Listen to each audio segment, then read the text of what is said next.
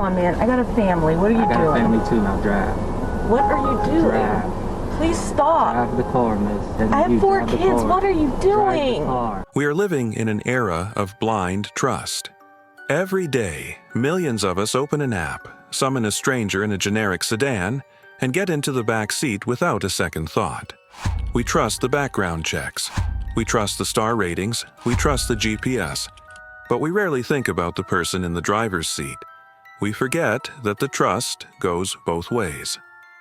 Every time an Uber driver unlocks their doors, they are inviting a complete stranger into their personal space, with their back turned, defenseless, hoping that the person sitting behind them just wants a ride home. For Christina Spicuzza, a 38-year-old mother of 4, that trust cost her everything. And the most terrifying part of her story isn't just the murder itself, it's the fact that her car was watching the whole time.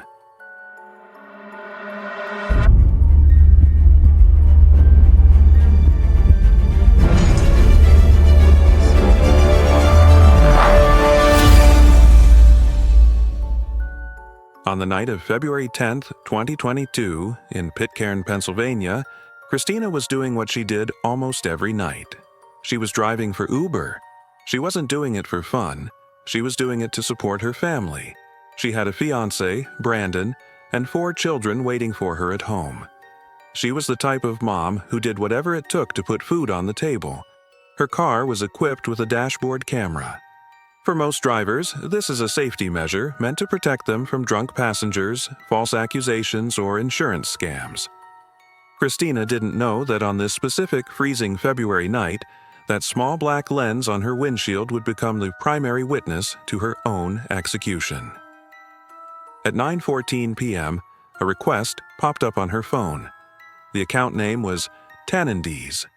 It was a request for a pickup at a residential address heading to a location in Penn Hills. It looked like a standard fare. Christina accepted it.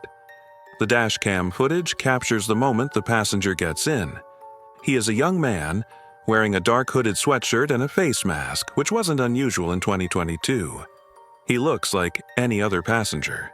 He doesn't look like a monster. He slides into the back seat. Christina, maintaining the polite, professional demeanor of a top-rated driver, asked him, "How are you doing?" How are you today? He mumbled a short response. The door closed. The ride began. For the first 10 minutes, the video shows a painfully normal scene. The car moves through the dark streets of Allegheny County. The heater is likely humming. The radio is playing softly. It is the kind of silence that happens in thousands of Ubers every single night. But as they approach the destination in Penn Hills, the atmosphere shifted. The passenger, later identified as 22-year-old Calvin Crew, wasn't looking at his phone. He was watching Christina. Suddenly, Crew leaned forward from the back seat. In the dashcam video, you see his hand enter the frame. He isn't reaching for a wallet to leave a tip. He isn't reaching for the door handle. He reaches around the driver's seat. He pressed a 9mm handgun to the back of Christina's neck. Christina's reaction is what haunts everyone who has seen the footage. She didn't scream. She didn't panic instantly. It was a reaction of pure confusion, followed by a heartbreaking attempt to de-escalate the situation. She reached up and touched the gun as if trying to gently push it away, as if she couldn't believe this was real. She said, "You've got to be kidding me." Crew wasn't kidding. He grabbed her hair with his other hand, yanking her head back against the headrest to control her. He told her, "Keep driving." Christina's voice cracked. The reality of the situation crashed down on her. She realized this wasn't a prank. She began to bargain, not for her money, but for her life. She said, "I have a family. I have 4 kids. What are you doing?" Please stop. Drive the car, miss. I have 4 kids. What are you doing? This is the moment that breaks the heart. She tried to humanize herself. She was trying to remind the man holding the gun that she wasn't just a service worker or a vehicle. She was a mother. She was someone who was needed. Crew didn't care. His response was cold, flat, and devoid of any empathy. He said, "I got a family too. Now drive." He demanded she complete the trip, but he changed the destination. He began giving her turn-by-turn directions, guiding her away from the main roads and into a wooded, desolate area near Rosecrest Drive in Monroeville. The terror inside that small cabin is palpable. As the car drove deeper into the darkness, Christina began to plead. She offered him everything she had. She said, "I have money. You can take it. You can take the car. Please take it. I won't tell anyone." She was offering him her livelihood to save her life. She was promising him silence. But Calvin Crew wasn't interested in the car. He had a gun, and he had a plan that didn't involve leaving a witness. He kept the gun pressed against her neck. Then he noticed the camera. He commanded her to reach up and grab the dash cam. He said, "Do it! Tear it off!" Christina, trembling, reached up. The camera angle shifted wildly as she struggled to pull the device from the windshield.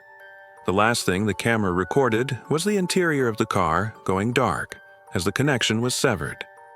Crew likely believed that by ripping the camera down, he was destroying the evidence.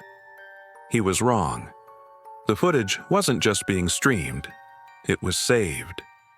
When he threw the camera out or discarded it near the scene, he wasn't disposing of trash. He was disposing of the smoking gun that would eventually seal his fate.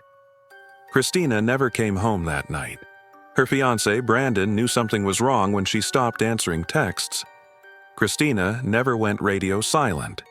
He used the Find My iPhone feature or a similar family tracking app, but the phone had been turned off or discarded. He reported her missing. Her car was found the next day in a different town, abandoned.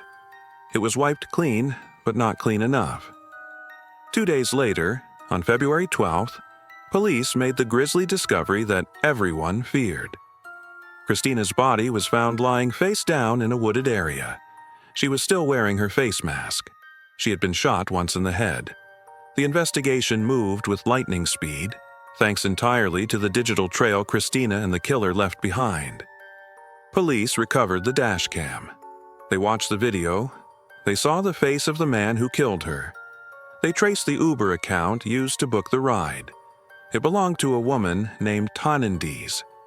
When police brought her in, she admitted she was Calvin Crew's girlfriend. She told them she had ordered the Uber for Crew because he didn't have his own account. But the most chilling detail came when detectives looked into the why. Why did Calvin Crew execute a mother of 4? Was it a carjacking gone wrong? Was it a drug deal? No. It was a robbery for pocket change. Earlier that day, Crew had texted his girlfriend saying he was going to make a move because he needed money. Police believe he targeted an Uber driver because he assumed they carried cash. But in 2022, most Uber transactions are digital. Christina likely had very little, if any, physical cash on her. When he was arrested, Crew had nothing to show for his crime. He had killed a woman, orphaned 4 children, and destroyed his own life for essentially $0. During the interrogation, Crew initially tried to deny it. He claimed he took the Uber but got out before anything happened. He tried to distance himself from the murder. But when police showed him the dash cam stills, the clear image of his face, the gun, his hand on Christina's neck, he had nowhere to go. The technology he tried to destroy had survived to point the finger right at him. The legal process was swift. The evidence was so overwhelming, the video, the GPS data, the girlfriend's testimony, the text messages, that there was very little defense to be made. In 2023, a judge found Calvin Crew guilty of first-degree murder. The death penalty was on the table, but eventually he was sentenced to life in prison without the possibility of parole. He will die in a cell, all because he wanted to rob a hard-working mother of a few dollars. This case sent a shockwave through the gig economy. It highlighted the extreme vulnerability of gig workers. Christina Spicuzza did everything right. She was polite, she followed the route, she had a camera, she complied with his demands, she offered him everything she had, she begged for her life. and he still killed her. It forces us to ask difficult questions about the safety of the services we use every day. If a camera doesn't stop a killer, what will? Uber and Lyft have since implemented more safety features like audio recording and better emergency buttons, but for Christina's family, it is too little, too late. The footage of Christina Spicuzza is haunting not because of gore. There is no blood in the video, but because of the dialogue. I have 4 kids. Please, I'm begging you. I'm begging I have you, 4 drive the kids. car. What are you Drive the doing? car. It is a sentence that should have saved her life. It should have stopped him. Instead, it was the last thing she used to try and reach the humanity of a man who had none. Calvin Crew is now in prison, but Christina is gone. And for every driver who goes out tonight to earn a living, the fear remains. What do you think needs to change to protect drivers? Should there be physical barriers in all rideshare cars like in taxis? Or is this a risk that can never be fully removed? Let us know your thoughts in the comments. And if you want to see another story about a young man who threw his life away for a lie, check out our previous video on the Chandler Halderson case. You won't believe how far he went to hide a secret from his parents. Click the video on your screen now.